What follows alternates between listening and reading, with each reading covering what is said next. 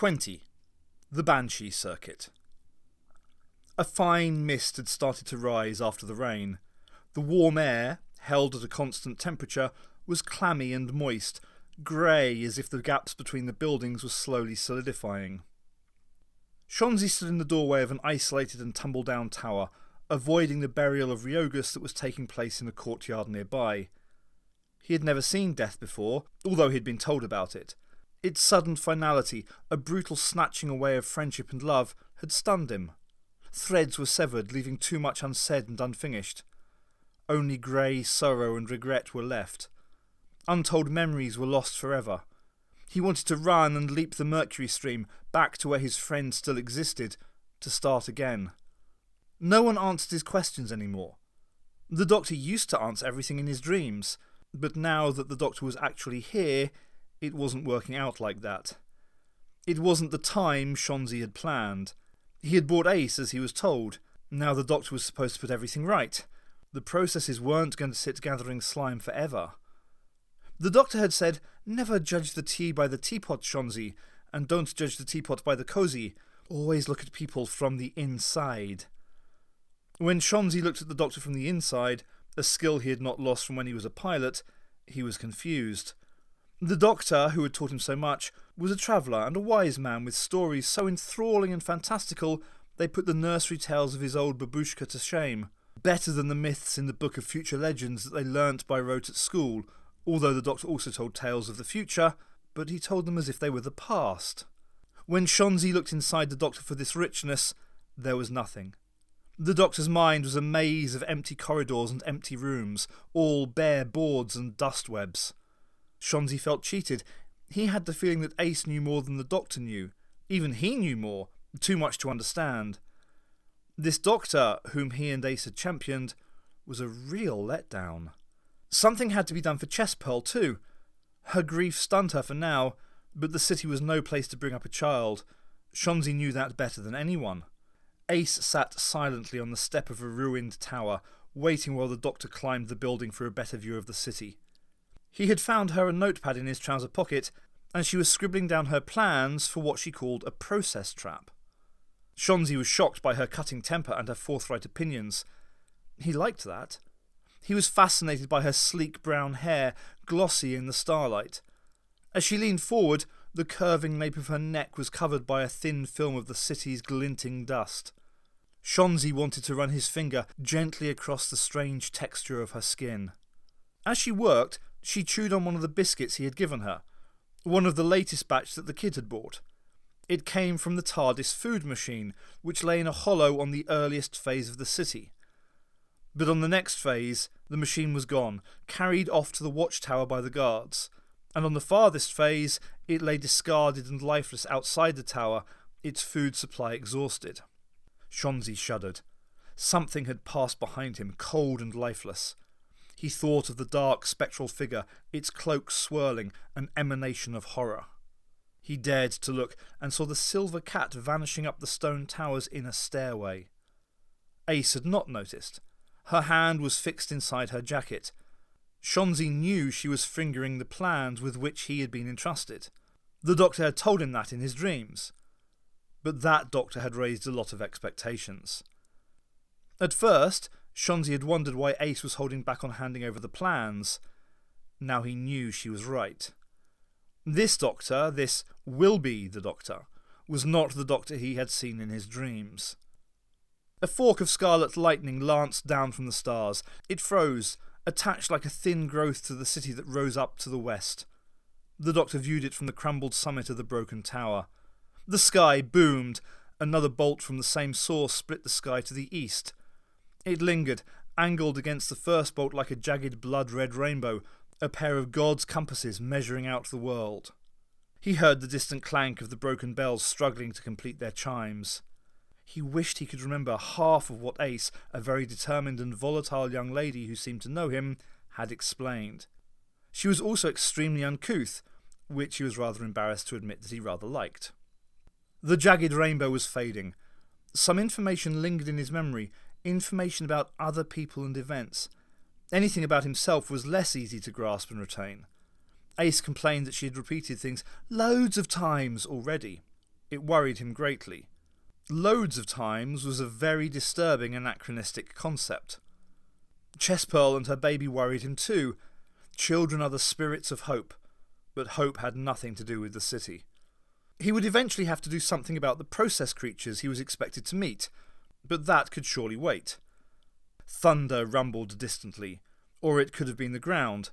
From his viewpoint, the Doctor studied the world in which they were trapped, a cacophony of grey buildings that pierced the layer of rising mist.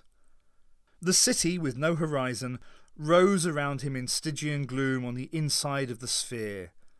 Wherever he stood in this world, he would always appear to be at the bottom of a basin, always standing at the pole, with the opposite pole some 3 miles away, curving like a roof directly above him. And at the centre of the globe was the sky, bright with flickering constellations, boundless space bound inside the tiny world. The universe, what he thought he remembered as the universe, had turned inside out. He felt distinctly nauseous at the concept. Time was disrupted here too, running in a series of parallel strands that made up the structure of space. It was tangling across its own boundaries. In his heart, he could feel the inexorable approach of a disaster he could not define. The silver liquid cat was suddenly beside him. It rolled onto its back and looked up hopefully, so he crouched and dabbled at the curiously fluid and unreal texture of its tummy. The city had more riddles than a sphinx had claws. He must know where he was, and who he would be. Too many other lives depended on it. Ace had told him so, and they all looked to him for the answers. Why did they all imagine he knew what was going on? Ace said the Phasals were Time Lords. They denied it. She said he was a Time Lord too. He didn't understand. Perhaps she was confused. Perhaps she had stolen his memory. Why else should she keep telling him what he was supposed to know? Or perhaps it was Shonzi. The young man watched him all the time, as if he expected some miracle or revelation. His nature was too brooding, shot through with sudden bursts of manic enthusiasm. His thoughts were constantly veiled. The Doctor would find it very difficult to get on with anyone like that. And the others? Phasals and processes? All monsters of one species or another? Why should he worry? He no longer cared what happened to any of them. He left off playing with the cat and stood up, wondering where to start. The ground rumbled again. From the top of the crumbling tower he watched the tiny figures on the ground below. The Phasals were grouped attentively around Ace, shapes in the haze of thin mist. She seemed to be lecturing them. He suddenly wanted this city, this penny plain, penny dreadful world, all to himself, to make of it what he could do with no one else to interfere. It would be easy just to drop stones on all their heads and be on his own at last.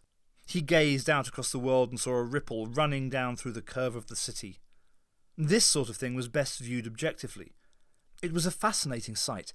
Buildings caught in the oncoming wave were rocking and crumbling like toys, as if trapped in the wake of some giant subterranean machine or a high-speed mole that burrowed beneath the city. The detail of advancing cracks and plumes of dust was easier to distinguish as the wave came roaring closer. The Doctor held up the plumb line and watched intrigued as its trembling dance became more and more frantic.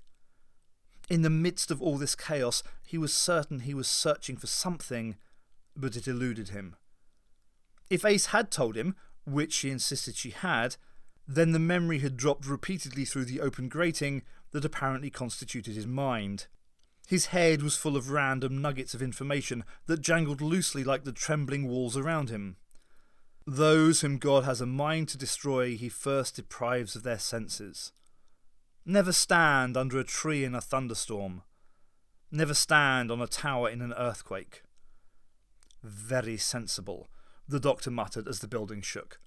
A shower of dust hit him in the face, and he slid across the parapet, flinging his arms wide to ward off the loose masonry that tumbled down around him. Vale swung himself higher through the girders of the watchtower. The whole mountainous edifice was only a tangled lacework of iron girders, easy to slip inside, through the gaps between the churning engines and clanking chains. He clambered up the struts and ran across the girders, bridging the sections, not daring to look down. The howl of summons to the tower had dragged him back from the battle in his head. The processes already had word about Wilby. Vale had to act quickly. The premonition of mortality that had been with him since he was a cadet had closed in like a cold breath on his neck. Not even a Pythia could save him this time. He had to do it himself. Slipping through the tower gantries, he had seen one of the guards stumbling in, drawn inescapably back by the summons. The others were still wandering aimlessly in the city, their so-called allegiance to the monsters crushed by the unforeseen death of Ryogus and its deadly consequences. To hell with the rest of them. Vale was only intent on averting his own doom and rescuing his own future. The world city. I myself created it. The older monster's unnerving whispered shrieks carried easily above the relentless clamour of the machinery. Far longer ago for you than this process can remember, squealed its younger counterpart. It'll be rectified. The phasals, they are not reliable. More guards must be recruited. Will be. He can be controlled, and the stolen future secured. Scared witless, thought Vale, nervously wiping slime from his hand onto his jacket. He leapt onto a passing platform and was carried upwards to the level he wanted. Ahead, he saw the torn cocoon where the little brat Shonzi had been held. Beyond it was the thing he was seeking, the horrific object with which the processes had taunted and controlled him. His own future, an older Vale, bound in a mesh of glistening web. He edged along the girder, balancing across the drop, and reached for the far side. His fingers clung to the scaffold in desperation. The cocoon that had encased him was tipped open. The weak body of the future Vale was gone, already dragged down to answer the process's summons. He was cold sweat all over. From below he heard the younger monster's voice. The old guards, they are useless. They must be replaced. No, croaked the older process. Only supplemented with fresh workers. Vale scrambled down the gantries like an ounce ape in the forest canopy until he could see the platform where the processes held their conference. The two monsters were circling each other, swinging each head with rage, foot-mouth arching over repulsive foot-mouth. The guard captain stood implacably in the centre of the area. Beside it was the guard, slumped exhausted on its knees like a sacrificial victim in the temples of Gallifrey. Two fresh cocoons were attached to one of the support struts. In the mesh of one, out of all possible reach, lay the skeletal shape that Vale knew he was doomed to become. And in the other? Vale felt the flame of his anger rise in him. He wanted to blast the processes now. He should have blasted them long ago, but the act still frightened him. It was reckless, losing control, flying blind, swerving the command frog and slinging it away. Wanting had nothing to do with it. The processes reared rampant against each other. Your world, it has failed, cried the younger. I shall start again, anew now. The older creature slavered with rage. Will be, that is the cause. There is no more now. Now I'll destroy you. Then we are both destroyed. They hissed and spat like steam pistons, but the older process was slowly being driven back to the edge. Finally, it bowed its head and emitted a low groan of defeat. The creature slithered away on its fins. It crawled over the slide of the platform and was gone. The younger process emitted a husky screech of triumph. Vale slid from his perch and started to swing his way lower. Another platform passed him, cranking up towards the process's dais. Two more guards slumped against each other, answering their final summons. Your duty, its term is almost ended, croaked the younger process's voice. It was addressing the guard captain. Recruit fresh forces. Vale fumbled on the girder and nearly fell. He clung on until his fingernails ached, not daring to move or even think as the platform carried the captain down past him. This is the process's world, came the exultant whisper from above. A new beginning, where it is reborn. By the time Vale reached the ground, the captain was gone on its task. He ran along the walkway towards the entrance. No point in hiding or sneaking any more. He was damned. His own future had just lurched a step nearer. The engines in the walls seemed to pound faster with the changing of time. Another figure lurched in through the gateway. It was the final guard stumbling to its doom. The creature, eyelets flailing on its red insect helmet, came directly towards Vale. He recognised its thin, angular body, encrusted with growths of scabrous crustacean armour. His own future already lay trapped in a web high in the tower. Now he was faced beyond that with his grotesque and ultimate destiny. He cried out and caught at the demented creature, trying to pull it back. Its wild arms knocked him to the floor. It fell pitifully forward onto a platform and was carried upwards and away. From above, Vale heard the exultant cry of the hungry process. The tower gate began to grind down like closing jaws. Vale hurled himself along the passage. There were any number of other ways out, but it must be this one. With inches to spare, he rolled through the closing mouth. It boomed shut, and he lay outside, weeping for himself in the dust. Ace came pounding up the broken stone staircase with Shonzi behind her. "He must be up here," she was saying. "Professor!" she yelled as she rounded the corner out into the starlight. She skidded to a halt and stepped back, colliding with Shonzi. The wall of the tower had collapsed into a pile of rubble that smothered the uppermost floor. The cat was there on the fallen masonry. It threw her an accusing look. "Go on, clear off out of it!"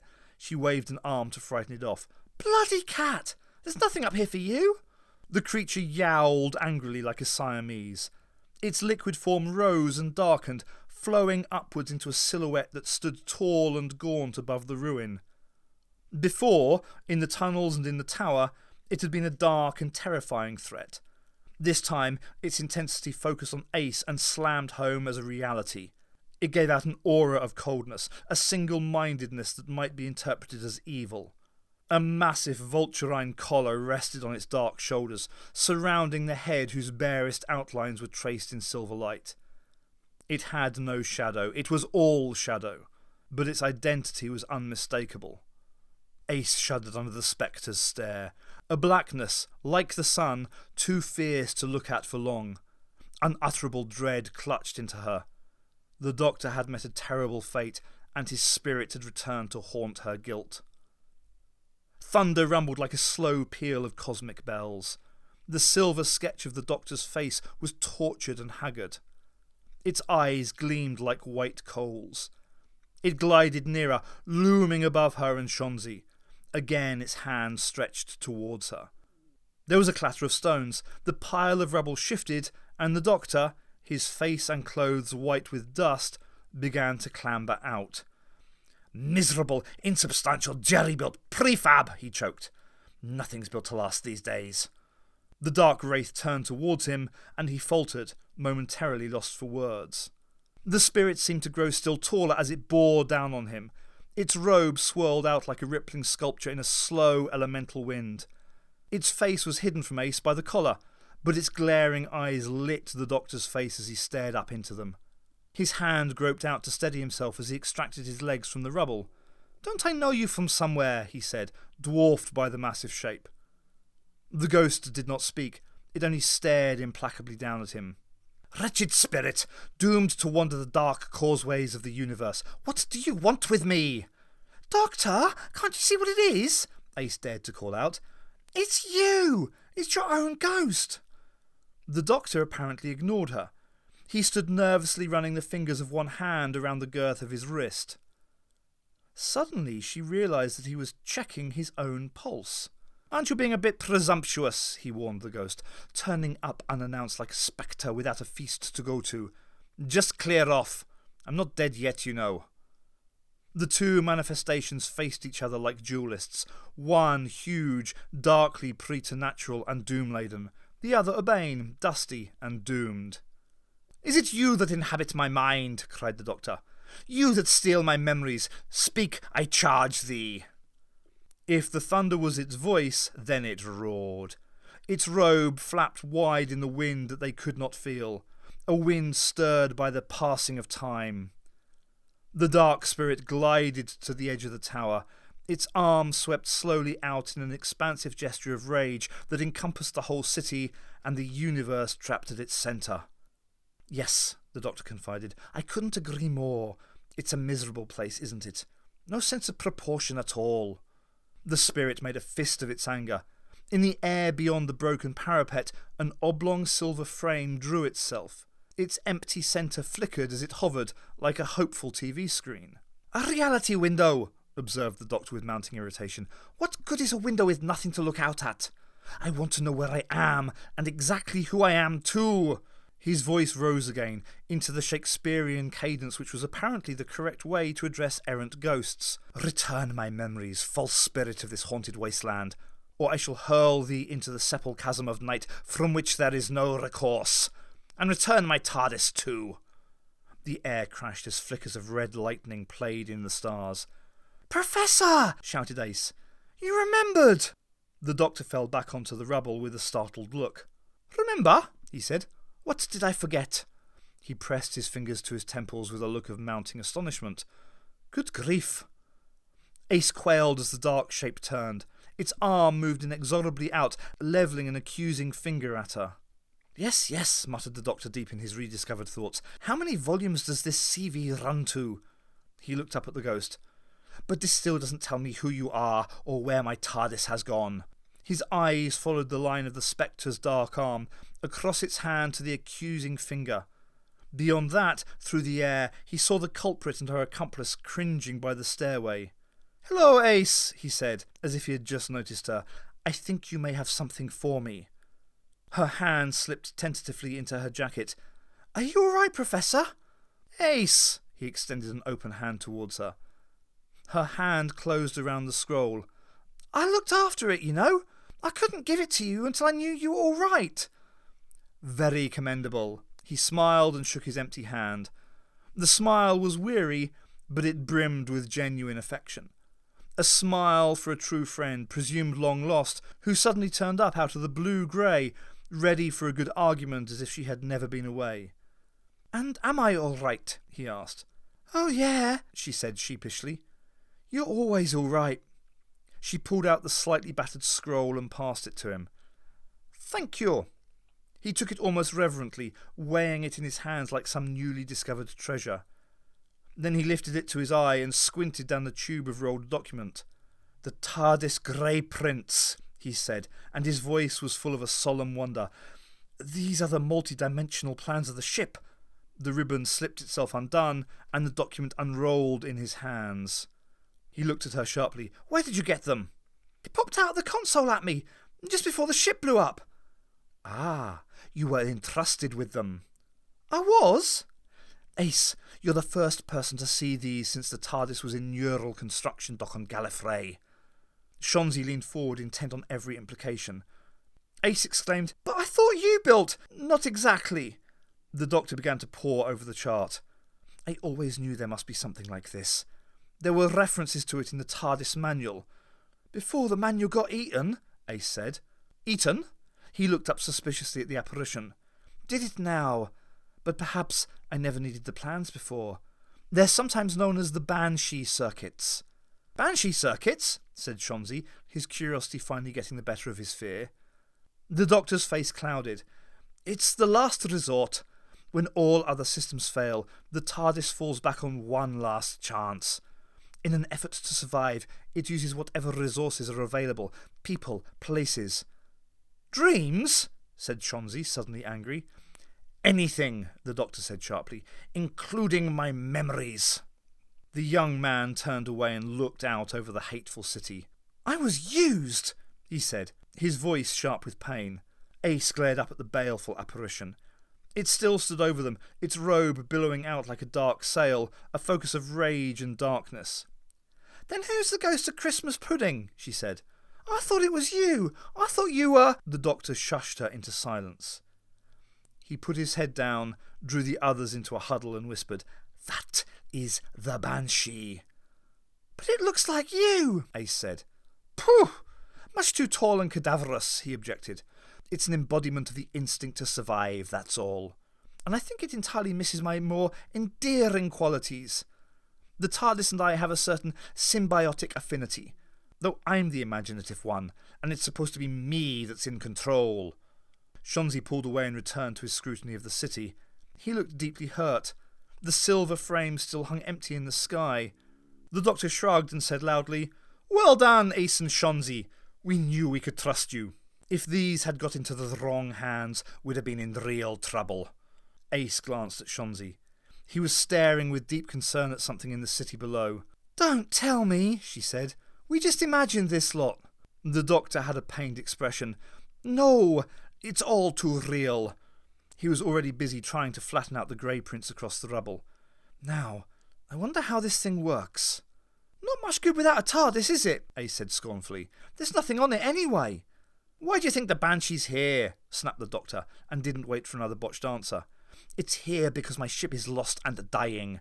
The Banshee is the ghost of my TARDIS." He took in their bewildered stares. Behind him, the dark spirit moved uneasily. "If we don't find the ship soon, there'll be no way out of this place for any of us ever again." "Then why don't you do something?" Shonzi shouted. "You should have stayed in your attic. At least in the dreams you knew what you were doing. The processes will finish us off soon. They're up to something down there already." "Watch it, Mush!" weighed in Ace. The doctor looked surprisingly meek. "Perhaps you have something in mind?" "It's obvious, isn't it?" Shonzi snatched the document out of the doctor's grasp and flung it over the side of the tower. The doctor stopped in mid-protest. The same elemental wind that gusted at the Banshee's robes caught the paper and lifted it through the air. It fluttered and smoothed directly into the hovering frame. The grey of the document flickered like the scanner in the TARDIS. The tower began to shudder, releasing more rivulets of loose stone as the fearful apparition strode across the platform. Ace dodged its advance, pulling the doctor and Shonzi with her. The Banshee reached the edge of the tower. It raised its arms again and repeated the gesture that took in all the world and its trapped universe. Thunder boomed. "Hojo toho," observed the doctor from the floor. "Very Wagnerian." Ace clung to Shonzi. Not to him, he noticed. He began to hum The Descent into Nibelheim to himself because it was awesome and bombastic and seemed to fit the scale of the explanation he suspected they were about to witness. Either the tower was shrinking or the frame, the reality window, was growing. It became immense, blotting out everything else until there was only the grey and the tiny tower to which they clung. The empty grey flickered like a pirate video. In its depths, a star began to shine. Then another emerged, and then whole constellations, as if they were bobbling up to the grey surface. The whole sky was filled with the lights of 1,000 celestial forges, glittering and winking, pulsars and quasars like a star city. And it began to shrink down, so that organised patterns became apparent. Bank upon bank of twinkling circuitry, layer upon layer of calculated block transfer energetics, like a vast brain and nervous system. Against the starscape stood the black shape of the Banshee circuit. There was a tremendous whoosh overhead that nearly floored them. A golden disc a metre wide overshot the tower, slowly turning as it fell into the distance. It was the Forerunner. They crouched as the air began to scream. Hundreds of the discs were rushing over the tower, tumbling into infinity like spilled gold coins. Then the discs began to take on a design, falling into row after row in a tight honeycomb configuration, wall after wall forming into chambers and corridors, behind which the glimmering star circuitry was stashed. Ace reached across and squeezed the doctor's hand. "It's the TARDIS, Professor! We've got it back!" "Where from?" he growled, and gazed in amazement at the manifest powers of his ship. Glittering interface boundaries peeled into existence like a cortex around the inner time-space package. The transcendence of the dimensions, the infinite variety, the multum in parvo logistic. Battered, blue-panelled walls slotted impossibly around the gigantic structure, reducing it to the paltry proportions of a common or garden British police box. "Yeah!" shouted Ace and started to clamber up. The doctor seized her jacket and yanked her down again. "Wait!" he ordered. "The Banshee's a flight recorder too. It's showing us what happened before." The completed TARDIS hovered, spinning in the blank grey sky. In the virtual air above it, a small readout window spelt out "Dramatic Deconstruction" in Middle Gallifreyan. On the periphery of vision, symbols flickered "Type 40, Dimensional Regression. Options available." The doctor was only a third of the way down the list of 3 when the whole menu blocked out in grey. "Options withdrawn." There was a terrible crushing sound. "Don't look!" warned the Doctor, incapable of doing anything else. The police box form of the TARDIS quavered and was suddenly sucked into its own centre point. From around its diminishing outer edges burst a torrent of dimensions, grey and gold, surging and churning across the void. Shapes and angles, ideas and nightmares, yesterday and tomorrow, hurled and colliding together until they formed now. Time and space and 35 other dimensions were turned inside out. The Doctor's companions lay face down on the tower as the tumult raged above them. The Doctor lay flat on his back, eyes glazing at his front seat view of the incalculable and impossible. His teeth rattled in his head.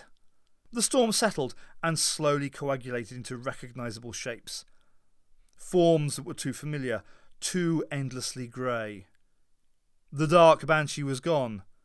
As the Doctor clambered to his feet, the silver cat brushed past him and ran away down the steps of the tower. Ace and Shonzi sat up and stared around them. The dead city surrounded them on the inside of its sphere, below and above as before. "Where is it?" said Ace. "Where's the TARDIS?" "Sardit," said the Doctor, and sat heavily down on a lump of masonry. "What?" "Not TARDIS, Sardit. Space and relative. Dimensions in time," she butted in. "I can tell that, Einstein. But where's your ship?" "It's here," he said, and flung his arms out in the same expansive gestures that the spirit had performed. The circuitry sky just overhead, the inner sphere of lifeless grey buildings sunken in the sea of grey mist. "The city," said Shonzi. "My TARDIS." He looked from Ace to Shonzi. These two people who had been entrusted with the lives of both him and his ship. But could he trust them? It was not his decision, but over many, many years, eons, the two concepts, Doctor and TARDIS, had become interdependable and interexchangeable. They understood each other. At least, the TARDIS understood him, even down to the extent of confiscating his memories when necessary. But it was supposed to work both ways. Now the ship was failing, like part of him withering inside, and the last vestige of its life and hope was bequeathed to them. That final spark had to be kept burning. My ship is a cat's cradle of dimensions, infinitely variable in form. What it looks like depends on who's holding the strings. The processes, bungling incompetent worms, have turned the whole thing inside out. This city is what remains of my ship. We never left it, and we may never again.